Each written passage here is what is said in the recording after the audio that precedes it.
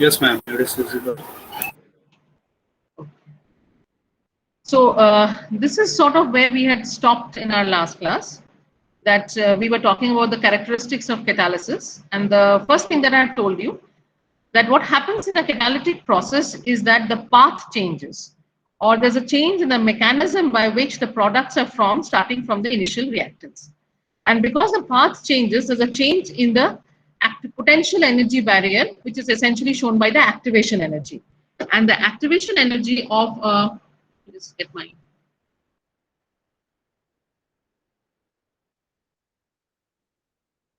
pointer. Okay.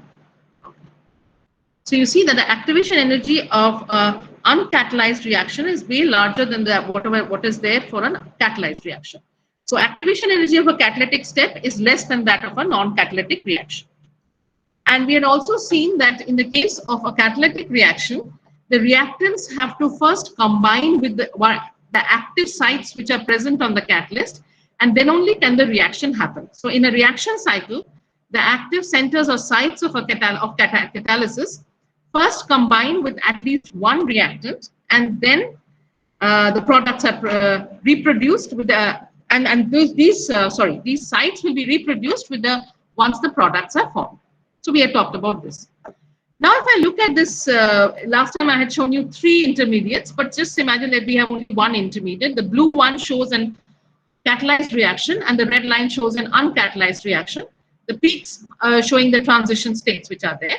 So you see that the energy of this is the energy state of the reactants, which is the same whether it is a catalyzed reaction or an uncatalyzed reaction. And here what we have is the energy state of the products, which also remains the same whether we are using a catalyst for our process or not. So the delta H of the reaction, which is essentially the enthalpy of the products minus the enthalpy of the reactants, that does not change whether we are using a catalyst for a reaction or we are having an uncatalyzed reaction. So essentially what we are trying to say is that the equilibrium of a process is not altered by the use of a catalyst. So the delta H for the reaction remains constant and the equilibrium is not altered, just that a catalytic process helps to achieve this equilibrium at a faster rate. So we have the equilibriums reach faster, but not necessary that the products or the energy conditions will be any different. So the equilibrium conversion is not altered by catalysis, it is governed by only thermodynamics. So thermodynamics will determine your equilibrium and not kinetics or the use of a catalyst. That cannot be changed. The equilibrium conversion cannot be changed by using either a catalytic process instead of a non-catalytic one. So if we have a reversible reaction, a catalyst alters both the rates of the forward reaction as well as the rate of the backward reaction. So suppose we say we are carrying out oxidation of sulfur dioxide by oxygen using 3 different catalysts, and you will see that the equilibrium composition, the final equilibrium composition remains the same whether we are using platinum as a catalyst or ferric oxide or vanadium pentoxide, except that how fast we reach the equilibrium, that might be different using the 3 different kinds of catalysts. And for these catalytic reactions, we have also seen that the small amount of catalyst can cause conversions of large amounts of reactants. For a homogeneous catalyzed reaction, that means when the catalyst and a reactant is in the same phase, in most cases, the rate of the reaction is directly proportional to the catalyst concentration. So if we increase the concentration of catalyst, it has a positive effect on the rate of the reaction. For surface catalytic reactions, that means for example, in gas-solid reactions or solid-liquid reactions, the rate is often proportional to the active sites on the surface or the surface area. So if you have a catalyst with a large surface area, there's a larger probability of active sites, and hence there's a larger chance of the rate is proportional to these active sites which are present. So small quantities of active sites are required to produce large amounts of product. So the amount of catalyst required is not much, it is small, and it can catalyze very large amounts of reactants into their final products. So because the catalysts use an alternate path, a different path to form the product starting from the reactants, it has a very strong effect on yield and selectivity. So the final products that we form, whether we get the desirable product, that means the primary product and not the byproduct, that can be controlled by using different kinds of catalysts. Use of an appropriate catalyst helps in enhancing the rate of a desirable reaction, which essentially will lead to high selectivity with respect to the undesirable reaction. So let us look at an example out here. The example that we can talk about is the decomposition of ethanol with and without catalysts, and they yield different products. Say, for example, when we have ethanol, and I cannot stop the class right now. Whoever is not joined is not going to join. The ethanol is there, and we just using heat as a, and that means it is a non-catalytic reaction. The ethanol decomposes into acetaldehyde. We get water as a product. We get C2H4, and we get hydrogen. So all these four different kinds of products are formed. Obviously, in the selectivity of the acetaldehyde is my desired one, then the selectivity of this goes down because there are several other products which are also formed. However, if you use ethanol and we have alumina as my catalyst, the primary products are C2H4 and water. So there's no acetaldehyde formation at all. Whereas if you carry out a dehydration using, this is the dehydration reaction, and if you react the ethanol in the presence of copper, you will see that what you get as product is acetaldehyde and hydrogen. So if you see that this one, the simple a thermal process will lead to formation of four products, but the formation of, say, for example, a particular desirable product such as acetaldehyde primarily can be controlled if I use a specific kind of catalyst out here.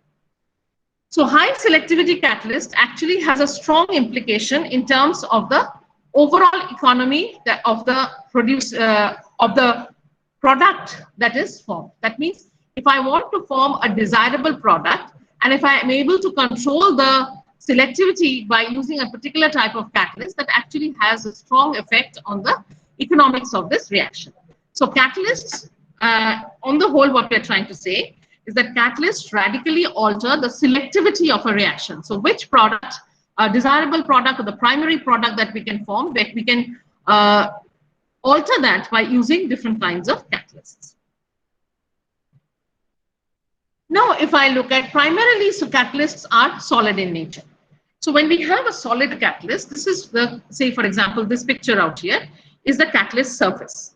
And if you see this pink rectangle that is there is the catalyst surface, you will see that the reaction does not take place at all points on the surface. They only take place on certain specific places on the surface, on the catalyst surface. And these are known as these little raised rectangles that we have out here. These are called the catalytic sites. So heterogeneous catalytic reactions occur at the fluid-solid interface. So suppose we have a gas-solid reaction, it will be at the interface between the gas and the solid. And if you have a liquid-solid reaction, it will be at the interface of the liquid and the solid. The reaction is actually carried on, like I told you, on a particular places or sites, as we call it, which are known as the catalytic site or the active site. So suppose R is my reactant, it comes and gets absorbed on this catalytic site or the active site. It leads to the formation of the product, and the product goes out from here, which is the product, which is P. So how do we define an active site? An active site is defined as a point on the catalyst surface that can form strong chemical bonds with an adsorbed atom or molecule. So they can form this. If you remember, I had told you that the reactant has to form a complex with the active site. And so these are the places where this complex or this strong chemical bond can be formed between them, that is AX1 or BX2, as we had seen earlier. And the larger the availability of these catalytic sites, the more will be the chance of this process of the reactants going to the products to happen. And so the larger number of active sites is what is desirable. And the larger number of active sites are possible only when we have a catalyst surface with a large interfacial area. So catalysts should have very large interfacial areas, and these are because that will enhance the probability of the presence of active sites, and these are provided by porous materials. The surface area of the catalyst can range anywhere between 5 to 10 meters square per gram to 1,000 meters square per gram. So 1 gram of catalyst can have surface areas as large as 500, 700 to even 1,000 meters square. So that's a very large surface area. And when the surface area is large, there's a larger chance of these active sites being present, and there's a larger chance of the reaction happening out there. So the activity of a catalyst is proportional to the number of active sites, and they are quantified by a term which is known as turnover frequency, TOF, or turnover frequency. So what is this turnover frequency? Turnover frequency is the number of molecules reacting per active site per second under experimental conditions. So number of molecules which are reacting per active site per second. So every second, how many reactant molecules interact at this active site is known as the turnover frequency for this particular catalyst. So a catalyst with a larger turnover frequency are considered to be more active. And another term that is very important in terms of catalyst, that is called dispersion. So what is dispersion? Dispersion of a catalyst is the fraction of the metal atoms deposited on the surface. Suppose I want to put in, say, 100 active sites, or have put in metal atoms, so that there is formation of 100 active sites on this catalyst surface. Now, when we are putting in or we are making the catalyst, when I teach you the preparation methods and all that, you will see that it is not as if I can put in one site and then I can add another site, and then I can add the third site and add the fourth site and have separate 100 sites. If we could, then our dispersion would have been 100%. But when we are preparing the catalyst, it so happens that sometimes one active site might sit on top of another active site, or two active sites might join with each other because of different problems that we encounter during the preparation method, which I'll tell you when we talk about that in details. And so in that case, what happens if, say, two active sites join together? So instead of having 100 active sites, I'll end up having only 50 active sites. And my dispersion in this case will become 50%. So, and even 50 to 30 to 40% dispersion is fantastic. Sometimes we have some things as low as 2 to 3% dispersion that I want to put it, but all these catalyst active sites sit on top of each other, or they agglomerate. That is the term that we use. That means they join with each other and form one cluster. So which is not a desirable thing. So we want a catalyst with a large activity. We want a catalyst with a good dispersion. We will again discuss all of these again in way more details than this. So what we have talked about in this one is that what is the definition of an active site, and what is and the activity of a catalyst is often defined in terms of turnover frequency. And what is turnover frequency is something we have seen. Now, if I want to look at that, what are the different types of catalysts that are possible? So the two primary categories that I can talk about in terms of catalysts are, number one is called the unsupported catalyst or the bulk catalyst. It means the same thing. That is unsupported or bulk catalyst. And the other one is my supported catalyst. So let us talk about unsupported or bulk catalyst. What is it all about? See, in the case of a bulk catalyst, the entire catalyst is made up of a catalytically active material. For example, if you look at this, this is a, let me just enhance this slightly and show it to you. This is a platinum, it is a wire gauge, just like you see a wire mesh. It's a channi ke niche jaisa hota hai, the wire mesh is there. And this is but this is made out of platinum. So that essentially is a catalyst. And if I blow this mesh wires up, this is what I get. These are essentially platinum wires. This is a picture that is known as a scanning electron micrograph. When I teach you the characterization methods, I'll tell you what these things are. This is called the SEM micrograph, that is, of this entire material which is there. Every part of this wire is actually a catalyst, can act as a catalyst. So the reaction can take place. So that's why it is called unsupported or bulk catalyst. So typically very active, these catalysts are very active. When can we use bulk catalyst? When the catalyst itself is extremely active and it does not require a high surface area. For example, noble metals such as platinum, rhodium, palladium, these are extremely active as catalysts. So if we take a small amount also, it will be enough to catalyze my reaction. So here we do not need a very high surface area base to put this catalyst, and we can get a reaction to happen. Or the material itself is a catalyst, and it itself has a high surface area. So for a very active catalyst, what is the example? The example is a platinum wire gauge. And in some cases, we use gamma alumina. Alumina can have different forms, alpha, beta, gamma. So the gamma alumina itself is an catalyst for the isomerization reaction. Gamma alumina is actually acidic in nature, and this is an acidic catalyst which catalyzes the isomerization reaction. That means we can go from one isomer form to the other one. And alumina itself has a high surface area. So you do not have to put alumina on something else. Now, what are supported catalysts? Supported catalysts, from the name itself, you know that it is a material, one material is put on top of another material. So say, for example, if I take a pen and I'll show it to you. Suppose this is my high surface area material, and I put the actual catalytic species on top of this. So this is called a supported catalyst. This is called the base, and this is called the active species which are put on this catalyst. And let us see what an example and try to understand this. Catalytic active material is dispersed over high surface area support. Example being platinum on alumina, which is used for petroleum refinery or reforming, or vanadium pentoxide on silica, which is used for sulfur dioxide oxidation. So when we say platinum on alumina, what I mean is that this base is essentially my alumina. So this is my alumina base. I take alumina powder, and that is formed as a base.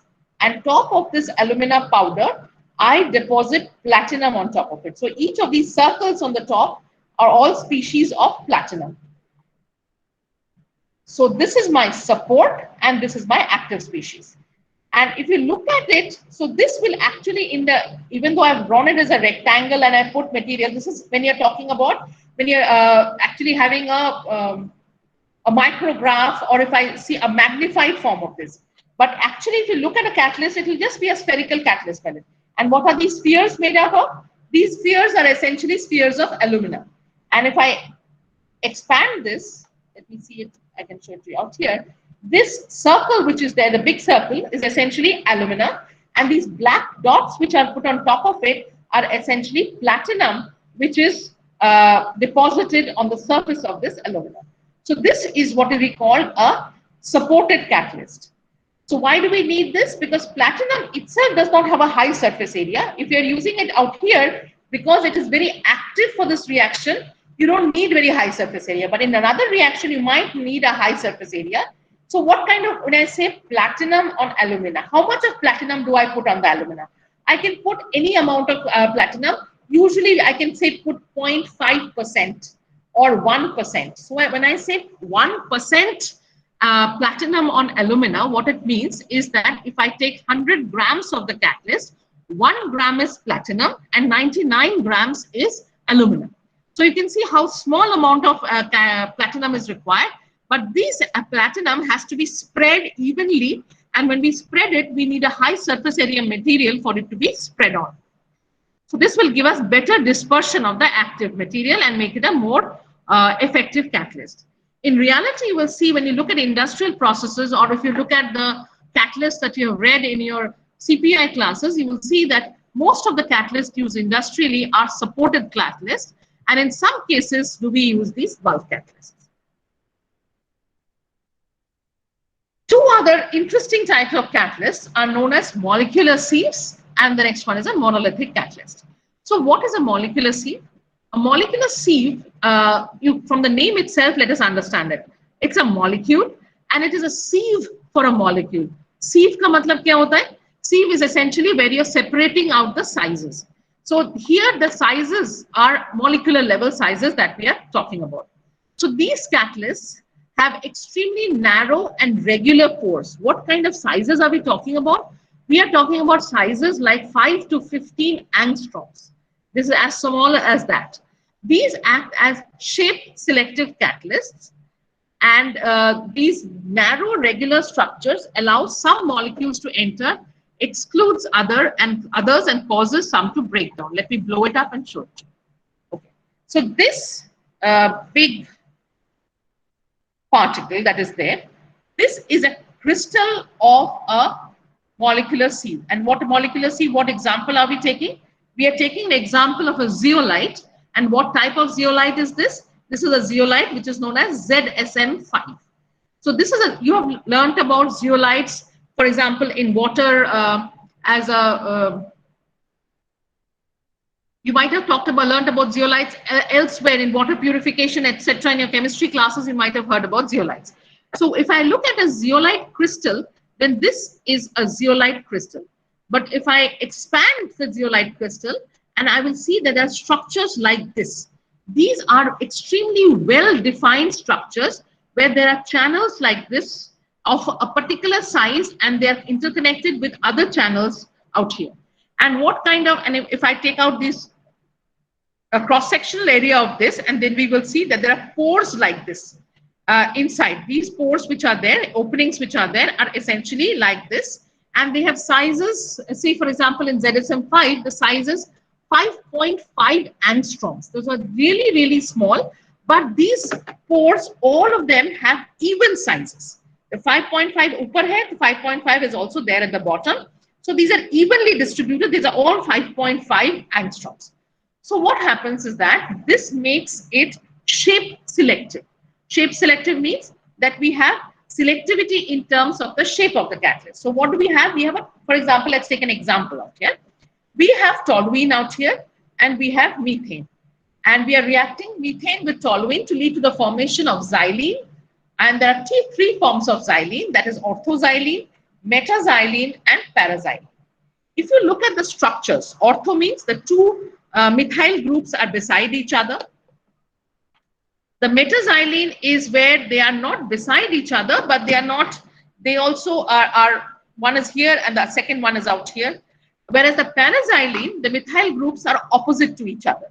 So if you just look at it, you realize that the size of this molecule and this molecule will be definitely larger than the size of this molecule. So what happens that when such a reaction, toluene plus methane, happens inside a zeolite catalyst, you will see that equilibrium tells us that there will be formation of orthoxylene, metaxylene, as well as paraxylene. But when the product comes out, these two are too large for the ortho and meta to come out because these pore sizes are small. And the only product that will be forced to come out is essentially the paraxylene. Because it is a linear molecule, it's smaller in size, it can easily squeeze through these pore sizes. Whereas if this pore size is slightly larger, then there's a possibility that it can also allow orthoxylene and metaxylene to come out. So we will have all three products coming out. So by using a specific type of zeolite, we can actually control what product is coming out. So that is why it is called a shape selective catalyst. We'll talk about it a little bit more. The next one is something which is called a structured catalyst, which is also called the monolithic catalyst. If anyone who has done my course on environmental, when we talked about automobile pollution control, you will see that we had talked about these three-way catalysts, and this is what they look like. The three-way catalysts were present in terms of these structures which were known as structured catalysts, and the catalysts were coated on these monoliths, as we call it, on ceramic, the honeycomb structure, and the feed was going in of hydrocarbons, carbon monoxide, and NOx was going in. They interacted with and they flowed through these channels which are there. Next sheet, I'll show you some more pictures. And the catalyst is coated on the walls of these channels. They undergo either oxidation or reduction, whichever the case may be. NOx is getting reduced to nitrogen. Hydrocarbons and carbon monoxide is oxidized to carbon dioxide and water vapor, and the product comes out. Now, because this is a perfect structure, that means a structured catalyst, etc., structured reactor where we have the catalyst out here, the pressure drop is very small. But because the pressure drop is small, if the pressure drop is large, if I use something like this in a car, this will consume a lot of energy. So we cannot allow that to happen. So These monoliths or the structured catalysts, they have the advantage of low pressure drop, uniform distribution of catalyst over large surface area, efficient mass transfer, and high mechanical strength, and ease of product separation. That means product comes in, it comes out through the channels, and we just have the product. May have a honeycomb structure like this, or it can be in the form of needles for the formation of formaldehyde from methanol. So this is the reaction that we are talking about, formaldehyde to methanol. Here, we are forming, methanol is there, it gets oxidized to formaldehyde, and the next, if formaldehyde further gets oxidized, then it forms carbon monoxide and water. This is not desirable. This part is desirable. So the catalysts that we use are essentially silver needles. So needles is essentially what you use for sewing. The silai karte hain jo, the needles which are there, the same thing, but now these needles are made out of silver. And because they're perfect in shape, they can be known as, they are also known as the structured catalysts. So these are essentially, when we talked about molecular sieves, I said zeolites, but if you look at the zeolite, it will be a powder. And this zeolite powder, if I can form into pellets, they might look like this. These pellets are now made out of zeolite particles, which have those zeolite crystals. So the particles will have these crystals, and inside the crystals, you will have this particular structure, which is there, a regular pore structure. So we are talking about different, sizes or scales, as we call it. First is the ZSM powder, then we have, or we can have a ZSM pellet. And these powders are made out of particles, which are essentially comprised of ZSM5 crystals.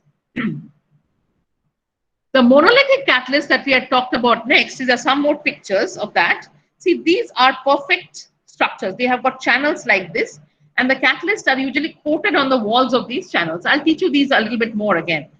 And this is made out of metal, and this is made out of ceramic.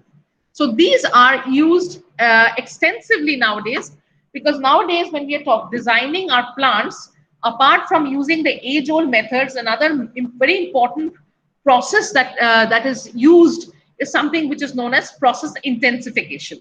So by using process intensification, we are using smaller equipments, we are consuming less energy, we are producing cleaner products. So all of these, because of all the restrictions in terms of environmental control, and we also have the requirement that we use least amount of energy to make a final product, the old time plants are now being redone, as we call it, by using different processes which intensify that. And one of them is by using these kind of monolithic catalysts or reactors containing these monolithic catalysts. Now question comes is that when we have a catalyst being used for a system or for a process, how do we choose the catalyst? How do I know that vanadium pentoxide is going to be a good catalyst for the oxidation of sulfur dioxide to sulfur trioxide? How do I know that iron oxide is going to be used for the conversion of nitrogen and hydrogen to ammonia? So there could be several ways in which this is done. And here we have to go down to our chemistry knowledge a little bit. And we can see this is a chart from a slightly old paper, which is 1989, a paper which is 1981, for example. And what we have is that if you can see it, it's written selection of catalytic species. So this is the first column says activation required. The second one says state of catalyst. The third is the activities which are there. So the question is now, that suppose I want a reaction to happen, and let us see what is it. When deciding on an active catalytic species for a particular reaction, it is necessary to list which of the bonds of the reactant needs to be ruptured, that means broken, and which are not desirable to be activated. See, for example, if I'm trying to form ammonia from nitrogen and hydrogen. So this here, in order to form this ammonia molecule, we need to break both the nitrogen bond, nitrogen-nitrogen bond, and the hydrogen-hydrogen bond. Both these bonds need to be broken. So here, we can see in our chart that in order to break a nitrogen-nitrogen bond, which are the species which are good, and which are the species which are good for breaking the hydrogen-hydrogen bond. So let me just do that and show it to you, say for example. So if you follow the red box out here, this is something that is formation of this hydrogen species. That means you're breaking up the hydrogen-hydrogen bond. So what are the species that could do that? Platinum, palladium, rhodium, ruthenium, iridium. These have high activity. Manganese, iron, nickel, copper, tungsten, silver, chromium, cobalt, zinc, vanadium, and molybdenum. These also carry out this process of breaking a hydrogen-hydrogen bond, but with medium activity. But we just don't need a breakup of a hydrogen-hydrogen bond. We also need to break the nitrogen-nitrogen bond. And let us see which are the species which are good for that. So species which have high activity to break the nitrogen-nitrogen bond are iron, ruthenium, cesium, molybdenum, and ones with medium activity are tungsten, manganese, and uranium. Now, if you look at it, so now let us see which species are common between the two. If you look at it, you'll see ruthenium is out here, high activity. Ruthenium is also out here with high activity. Iron is out here with high activity. Iron is out here, but with medium activity, but it is there. And what else is there? Anything else which we can do? Molybdenum is also there as high activity, and here it is called the medium activity. So these are the three species which can be found to be common between the two. That means ruthenium and molybdenum are also good catalysts, but they are more expensive than iron. So the three species that are there, the ruthenium, molybdenum, and iron, we see that the best would have been ruthenium because it has got a high activity for both bond breaking reactions. But the problem is that ruthenium is a very expensive species that is there. So for commercial products, where commercial processes, we try to choose catalysts which are not so expensive. And iron in that case fits the bill perfectly, that it has very good activity. In one case, it has got the highest activity, in one case, medium activity, and it is reasonably inexpensive as compared to the others.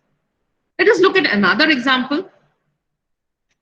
Things may not be as simple as this, but this is how one can start off trying to choose a catalyst for an unknown reaction.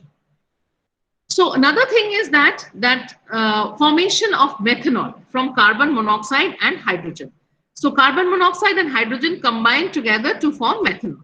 So here we see we need to break the hydrogen-hydrogen bond, but we do not need to break the carbon-oxygen bond, because if you break the carbon-oxygen bond, then what happens is that it essentially gives rise to other species. Suppose you break this carbon-oxygen bond, then what do we have? Free में क्या है?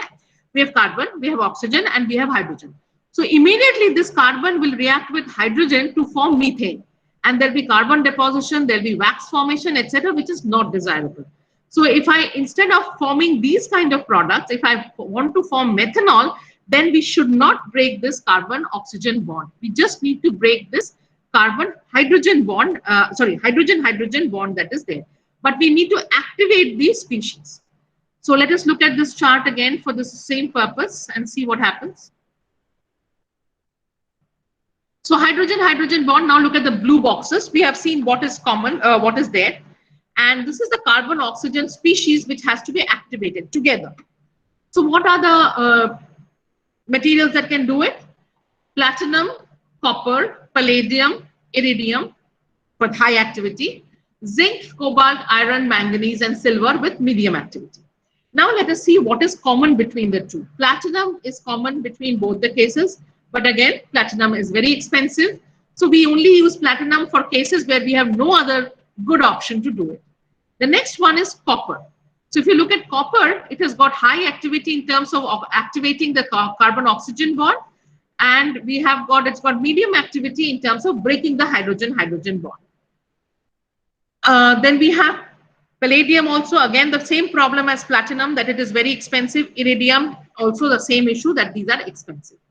So the one that is very important or good, we can also have zinc out here. Zinc is out here and zinc is also out there.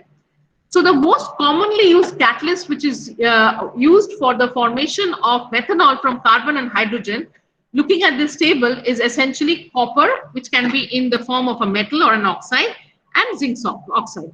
So we most often use copper oxide, zinc oxide mixture to lead to the formation of methanol from carbon monoxide and hydrogen. This is how we can start off by looking at what kind of species or what kind of catalyst can be used to lead to the formation of particular product. Of course, this is not as simple as that. We need to carry out a lot of experiments in the lab. We need to carry out to see actually what are the conditions at which these activations are actually going to happen. Now, if we look at the another thing that when we look at catalysts, now you've learned about catalysts in your CPI 1 and CPI 2 courses. Now, if you use those, just think about what are the things, names of catalysts that you've learned. You will see that most of these are transition metals. And why are transition metals good catalysts? Transition, if you remember your periodic table, you will see that transition metals are ones which have partially filled d orbitals. If you remember your atomic structure, you will see that the electrons are distributed in orbitals, and these orbitals are called s, p, d, f, etc. And when we come to these transition metals, they have incompletely filled d orbitals. And because the d orbitals are incompletely filled or partially filled, they can make temporary bonds by either accepting or taking, that means taking in electrons, or by giving out electrons. They can form bonds. So because they can form temporary bonds very easily, these materials essentially are considered to be very good catalysts. So if you look at this figure which is out there, some of these figures I have taken it from different courses. For example, this figure I have taken it from the NPTEL course that is given by Professor K.K. Pant from IIT Delhi. So these are different, and I'm extremely thankful and I acknowledge all the figures I've taken from different sources. And so what you see is that the first one is the first transition series, that is vanadium, chromium, manganese, iron, cobalt, nickel, and copper. And the second transition series is niobium, molybdenum, I've forgotten what is TC, ruthenium, rhodium, palladium, and silver. And the last one is tungsten, platinum, and gold. Now here you will see that not everything, all transition metals are very good catalysts for all species. So which are good and why? See, if you see the gray box that I have written out here, and there's a term which is written on top, which is high activity. And this is known as low activity, and this is also known as low activity. This graph which is there is essentially talking about the activity. So you see that the activity of the second transition series is more than the first transition series. And even in this different transition series also, the activity increases and then decreases. So why does this happen? Let us try to understand this a little bit. Very simply trying to understand. Now what happens is that I have already told you that during a catalytic reaction, the reactant has to form a bond, a chemical bond or a complex with the active site. Now, if this bond formation is too strong, then what will happen? That it will not allow that bond to break. So if you look at this portion, that means vanadium, chromium, manganese, etc., this part, the adsorption is too strong. That means they very quickly form the bond, and the strength of this bond is very large. And the strength, because the strength is too large, they do not allow the products to get dissolved from the surface. So that doesn't make a good catalyst. Again, if this formation of adsorption or the bond formation is also very weak, then also we have a problem, because if the bond formation, that is the complex formation, is very weak, then of course it will not lead to the product. So adsorption is too weak is again not desirable. Adsorption too strong is not desirable. So we just need to have an optimum amount of the right amount of adsorption, so it will help us have a high activity in terms of a catalytic reaction. So the strength of this adsorption seems to be just adequate for species such as iron, cobalt, nickel, ruthenium, rhodium, palladium, and platinum. So most of these catalysts which are there in terms of the even the transition metals, you will see that these are all mainly this. In certain cases, you will obviously have vanadium, copper, etc. is there. But this is a more common thing than not. So if you look at this arrow, the strength or increasing strength of adsorption. So this side, there's a weak adsorption. As we go towards the left, the adsorption between the reactant and the active site increases. So we do not want very too strong an adsorption. We do not want too weak an adsorption. We just need the right amount of the optimized amount of adsorption, which is shown by these species, which are put in this gray box. Now, when we use a catalyst, there are two things that we want to do. One is that we want to improve the, reduce the activation energy and hence improve the yield of the catalyst. That means the product formation should be large. And when there is a single product, and when there are multiple products, we not only want the product formation to be large or improved, we also want the right amount of products or right kind of products to be formed. That means we want to enhance the selectivity of the process. So let us see how we can enhance selectivity. These are some general rules I'm telling you. And we will take up situations where we'll talk about these kind of situations later again. So to poison an undesirable activity. Now, poison from the name itself, you know, is not something that is desirable. But here, sometimes we use small amounts of poison to stop a secondary reaction. Say, for example, we have hydrocarbons, which we want to be converted to aromatics. So when these hydrocarbons, which is usually straight chain ones, aromatics are in terms of the benzene rings, etc. So we want to convert these hydrocarbons to aromatics. A side reaction that will happen will be the formation of different gases starting from C1 to C5. That means what? We can have formation of methane, ethane, propane, butane, etc. So we are losing some material. This is an undesirable reaction. So how do we get rid of that? So sometimes what happens is that we add a small amount of inert poison. Inert poison means that poison does not actually spoil or interact with any of these species, but they sit on your catalyst. So example being, hydrogen sulfide is a sulfur compound, which is added to reduce the activity so that preferentially this one is formed and the gas formation is not there. So, but when you're adding poisons, you know, you have to be really, really careful as to you cannot add too much. You cannot add, then it will spoil the entire reaction. So a lot of experiments are carried out in laboratories to find out exactly how much should be added so that this part of the reaction is enhanced and this one is subdued. Then the next one is to add something which will inhibit a consecutive reaction. So if you look at this reaction, this was a parallel reaction. And now we are talking about a series reaction. So series reaction, that means we want the formation of C2H4. That means we form ethene formation from ethylene, acetylene, it is there, C2H2 gets hydrogenated to form C2H4, which is desired. But what is going to stop the hydrogenation further? It can further get hydrogenated to form C2H6.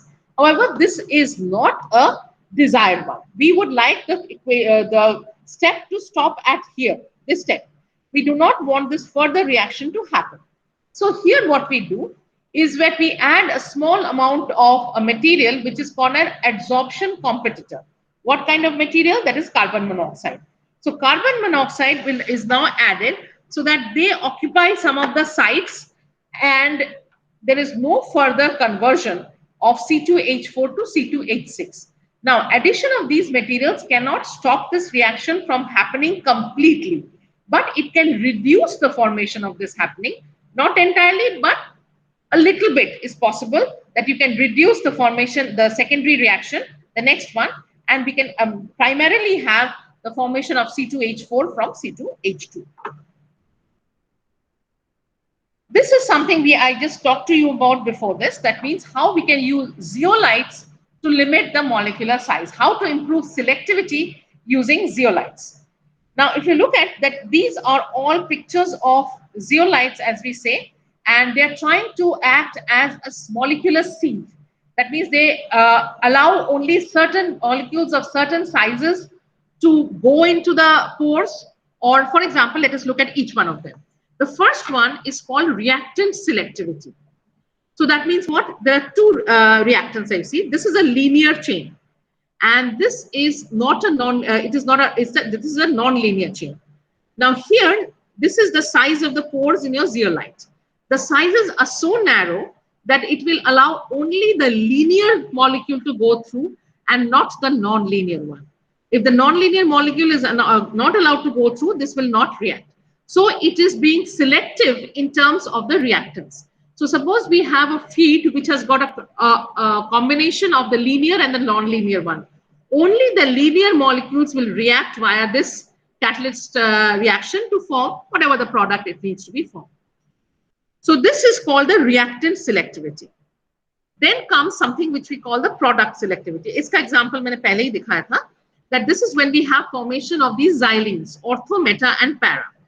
That means we have this toluene, and here instead of using methane, they're using methanol, and leading to the formation of xylene. And you see that even though there are ortho, meta, para, all three xylenes that can form inside the zeolite pores, the outlet is such that it will only allow the linear paraxylene to come out. So it is controlling the product. It is allowing only the paraxylene to come out mostly, and not the ortho and the meta variety. This is called the product selectivity. The next thing is called the transition state selectivity. So when we are forming this particular product from this reactant, what happens is that this goes to a transition state or an intermediate state. Now, because of the sizes of the pores of the zeolite, not all transition states are allowed. For example, this transition state, because of the fact that the methyl groups are in the 1 and 3 position, has got a much larger size than this second case where the methyl is in the 1 and 2 position. The sizes of this one is small, so this formation will happen. However, this formation will not happen. So the product that comes out will not have the methyls in 1, 3, 5 positions. It can have it can be present in the 1, 3, 4 position. That means 2 of them will be side by side. So they are controlling the intermediate that is being formed, or the transition state that is being formed, which ultimately leads to a different kind of product. So pore size of a catalyst will prevent large molecules from entering and also prevent large product molecules from being formed. It also controls the type of transition state that may be formed. So we're using different types of, there are thousands of different types of zeolites which are there. Some of them are natural and some of them can be created in the lab. So the ones which are created in the lab are essentially made of a particular size for a particular reaction. So when we have these, we can use different types of zeolites to tune my reaction to form a particular kind of product, or make sure a certain reactant reacts and the other one doesn't, and so on and so forth. So the next thing is that we're talking about poisons for the catalyst. What are the poisons what are the materials which can actually poison a catalyst? So surface active metals or ions. Steam reforming of methane to form carbon monoxide is carried out in the presence of a nickel catalyst. This happens. Now, if this nickel catalyst contains small amounts of copper in it, the catalyst will get deactivated. Why is that? Because copper is more surface active than nickel. So copper has got lower surface tension. Now, whenever we use the word surface tension, we always think about liquids. But remember, it is not just liquids which can have surface tension. Solids can also have surface tension. So copper being more surface active, what will happen is that when we have a surface and we have nickel on top of it, if there is some copper which is present inside this catalyst, it will come out on the surface and sit on top of the nickel catalyst, because copper is more surface active than nickel.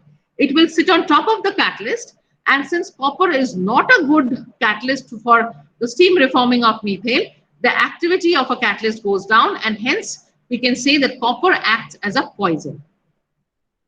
So similarly, for a cobalt oxide catalyst for ammonia oxidation, if I have calcium, small amounts of calcium present, where will they be present from? When you're forming this cobalt oxide, we are taking it from different, the formation of the ores, etc. And there could be impurities. If it contains a small amount of calcium impurity, then what happens is that it diffuses to the surface and deactivates the catalyst for the same reason as the case of copper or nickel. There are certain species which accelerates the formation of high molecular weight polymer or coke, and they act as a poison. So whenever there is coke formation, okay, when there is coke formation, then the catalyst gets deactivated, and coke is, deposits on the surface and deactivates the catalyst. So when we have such materials, then the catalyst activity will again go down. Then when a material which is a strong chemisorber, I've just considered absorption right now, chemisorption, etc. We'll talk a little bit of later.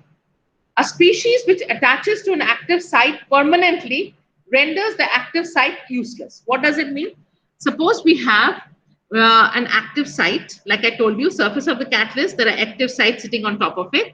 And if there are certain species, for example, when we have a nickel or a platinum catalyst and sulfur is present in the atmosphere, sulfur will form a bond with this nickel or this platinum, and this bond formation is sort of like a permanent bond. So sulfur will not get dissolved, and because it cannot get dissolved, it is going to spoil the entire activity of my catalyst, which is a nickel platinum catalyst, which is present out there. So sulfur is a total no-no in such a system and has to be completely removed before we introduce the gases into the reactor which has got a silica alumina catalyst. Then this is called something which is a sintering accelerator.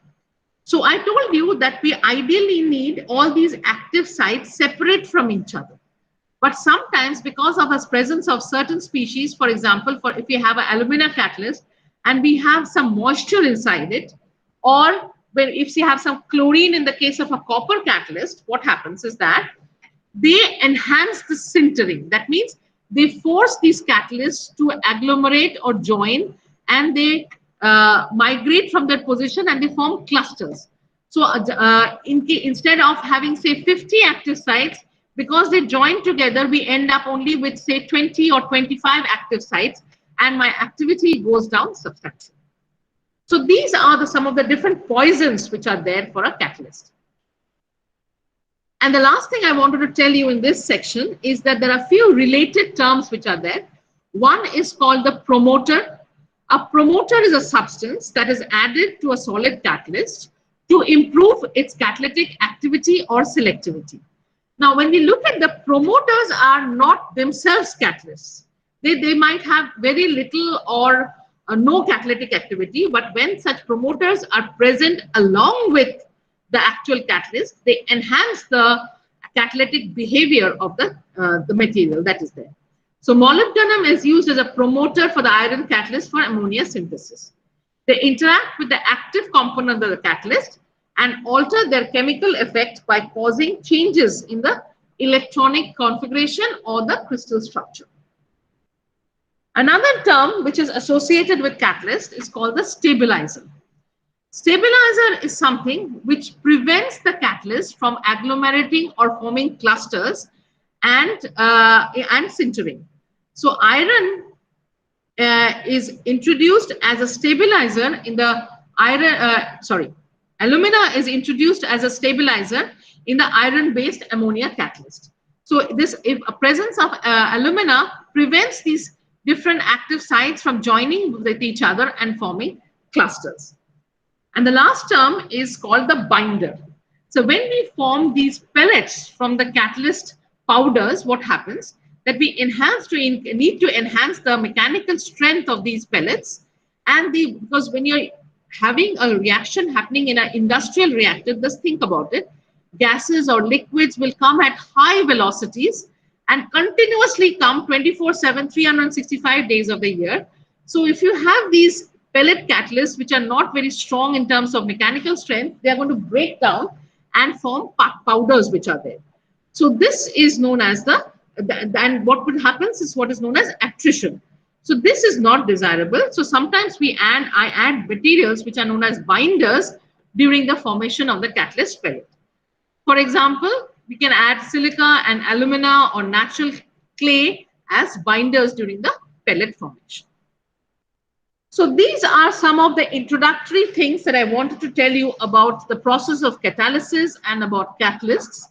And from the next section onwards, we will try to understand a bit more about the different processes which are involved in a catalytic reaction, or the case of how do we prepare and characterize a solid catalyst.